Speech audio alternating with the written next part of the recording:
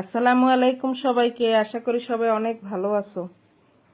আজকে তোমাদের সাথে শেয়ার করব যে কম্বল ধোয়া নিয়ে আমরা অনেকেই কিন্তু টেনশনে আছি যে আমাদের ওয়াশিং মেশিনের সাইজ এতটা, আমরা কিভাবে বড় কম্বল ওয়াশ করব, কতটা সাইজের ওয়াশিং মেশিন, কত কেজি ওজনের, মানে বিভিন্ন চিন্তা ভাবনা আমাদের মনে যে মেশিনটা নষ্ট হয়ে যাবে কিনা।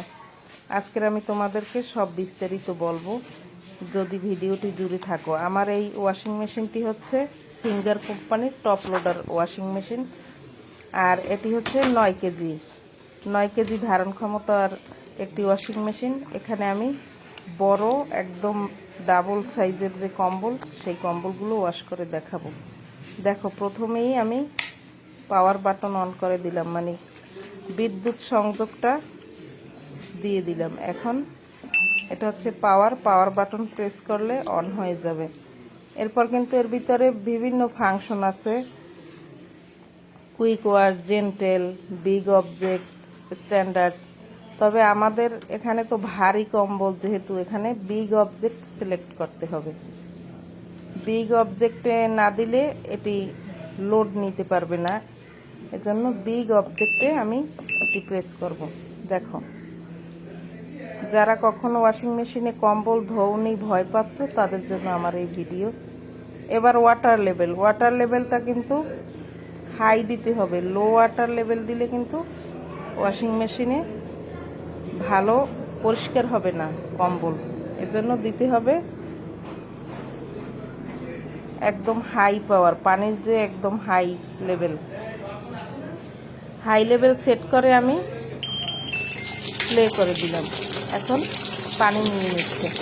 আমার এই মেশিনে যে পানির সংযোগ আছে, পানির সংযোগে একটু পানির চাপটা কম। অনেকের বাসায় কিন্তু অনেক বেশি চাপ থাকে, মানে খুব কম সময়ে এটি পানি ভরে যায়, কিন্তু আমার একটু সময় লাগে, পানির চাপ কম, এজন্য। আর তোমাদেরকে দেখাচ্ছি, আমি এই কম্বলটা ওয়াশ করে দেখাবো যে এটি কিন্তু বড়, মানে শীতের দিনে 3 জনে ব্যবহার করা যায় এত বড় একটি কম্বল।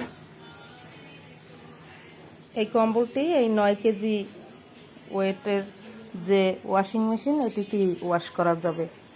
আর সর্বনিম্ন কিন্তু 8 কেজির ওয়াশিং মেশিন ছাড়া কোনো বড় কম্বল ওয়াশ করা যায় না, এতে মেশিনের উপরে চাপ পড়ে এবং মেশিনটি নষ্ট হয়ে যায়। এজন্য সর্বনিম্ন 8 কেজি। আর 8 কেজি যদি তোমরা ভয় পাও, তাহলে হাফ করে তোমরা ওয়াশ করবে, অর্ধেক অর্ধেক। আমার কিন্তু এই ধরনের একটি ভিডিও দেয়া আছে, ডিসক্রিপশনে লিংক দিয়ে দেব।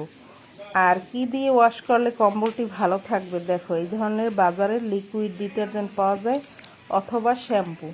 লিকুইড ডিটারজেন্ট যাদের কাছে অ্যাভেলেবেল না, তারা কিন্তু এই শ্যাম্পু দিয়ে ওয়াশ করতে পারো। তা না হলে কিন্তু কম্বলটি যে সফট একটি ভাব, এটি নষ্ট হয়ে যাবে যদি আমরা ওয়াশিং পাউডার দিয়ে ওয়াশ করি। এখানে 2 টাকা দামের 3টি শ্যাম্পু নিয়ে নিয়েছি, লিমিটেড। প্রত্যেকটির দাম হচ্ছে 2 টাকা, মাত্র 6 টাকায় আমার এই কম্বলটি একদম খুব সুন্দর ওয়াশ হয়ে যাবে। আর কম্বল কিন্তু রাফ হয়ে যাবে না যদি শ্যাম্পু অথবা লিকুইড ডিটারজেন্ট দিয়ে আমরা সবসময় ওয়াশ করি। যেহেতু আমরা মাস 3 ব্যবহার করা লাগে, এর বেশি তো লাগে না, এর ভিতরে একবার ওয়াশ করলেই যথেষ্ট। আর এর জন্য এইভাবে শ্যাম্পু দিয়ে ওয়াশ করলে ভালো থাকে, দীর্ঘদিন ব্যবহার করা যায়। এখন আমি পানির সাথে শ্যাম্পুটা গুলিয়ে নেব আগে, এরপরে আমি কম্বলটি দিয়ে দেবো। আগেই কম্বল দিলাম না, প্রথমেই কিন্তু পানির সাথে আগে আমরা যে ওয়াশিং মেশিনে দিব কম্বলটি, এর আগেই কিন্তু পানির সাথে লিকুইড অথবা শ্যাম্পু মিশিয়ে নেব। কম্বলের উপরে দেব না, প্রথমে পানির সাথে দিয়ে দিয়েছি। এখন আস্তে আস্তে, বেশি কিন্তু প্রেস করা যাবে না, হালকা হাতে কম্বলটি দিয়ে দিতে হবে। একদম কিন্তু ড্রামটা ভরে গেছে, কম্বল এবং পানি এই দুটোতে একদম পুরোপুরি এটি লোড হয়ে গেছে। এখন যখন এর পানি নেওয়া শেষ হয়ে যাবে, তখনই কিন্তু এই যে সাইকেল আরম্ভ হয়ে যাবে।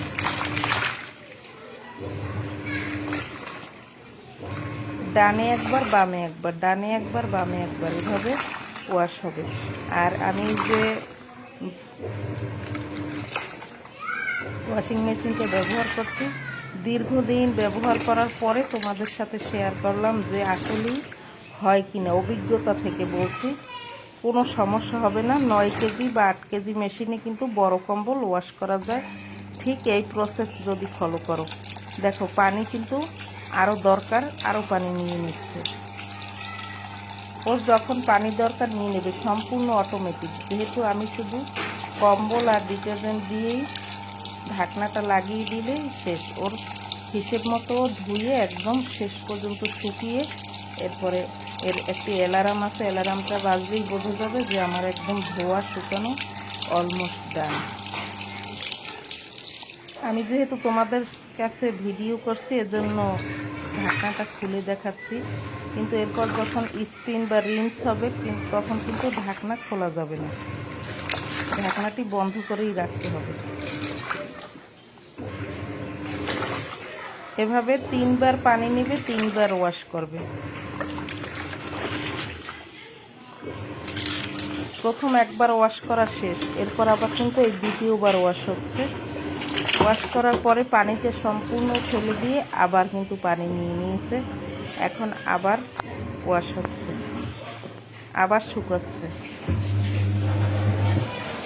3 বার না হলে কিন্তু কম্বলটা ভালো পরিষ্কার হবে না, আর ফেনাগুলোও কিন্তু থেকে যাবে। এজন্য 3 বার করে ওয়াশ হবে।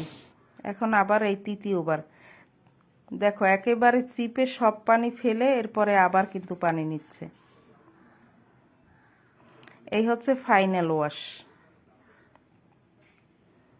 আবার সম্পূর্ণভাবে ড্রামটি পরিপূর্ণ করে এরপর আবার এটি চালু হয়ে যাবে। আর আমি এই সফটনারটা ব্যবহার করি, ফ্যাব্রিক সফটনার। যে কোনো উলের কাপড় অথবা কম্বল ধোয়ার শেষে একদম এই সফটনারটা ব্যবহার করলে কম্বলটি আরও নরম থাকবে। জাস্ট এটা হচ্ছে কাপড়ের কন্ডিশনার। আমরা যেমন চুলে শ্যাম্পু করার পর কন্ডিশনার ব্যবহার করি, আর কাপড়ও ধোয়ার শেষ মুহূর্তে এই কন্ডিশনারটা দিলে একদম কাপড়টা নরম থাকবে। আর এর কিন্তু একটা সুন্দর গন্ধ আছে, খুব ভালো লাগে। এর সাথে যে ক্যাপ দেওয়া আছে এই ক্যাপেরই 1 কাপ পরিমাণ আমি নিয়ে নিচ্ছি, নিয়ে এর ভিতরে দিয়ে দেব ফাইনাল ওয়াশের আগে।